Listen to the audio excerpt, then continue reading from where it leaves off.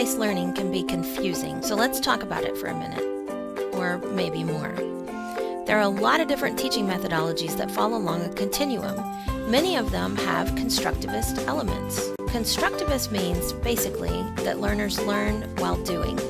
Teachers help students to construct their own knowledge rather than to reproduce facts, as opposed to learn and then do, which is generally the model of doing projects. There are also a lot of different organizations who teach specific formulas for implementing project-based learning, like Buck Institute. According to Buck Institute, there are 8 essential project design elements for gold standard PBL. Even this verbiage implies that there are different levels or types of project-based learning. The Buck Institute tells us that the best project designs have these elements. There are also 8 elements for project-based teaching practices. Here they are. One of the biggest elements of PBL that teachers and students struggle with is students leading more of the learning and teachers becoming guides on the side. This is impossible without building responsibility among learners and fostering the proper classroom environment. But back to our point.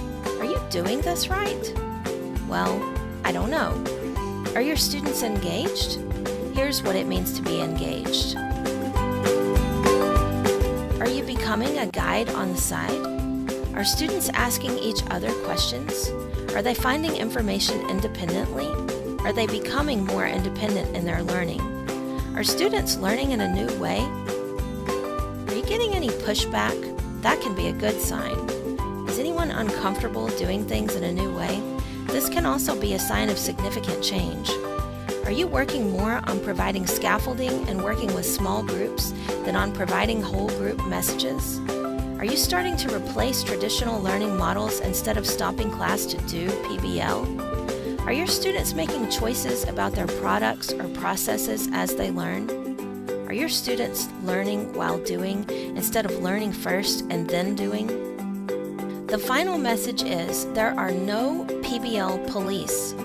If instruction is working, students are learning, they're engaged, then you're doing it correctly.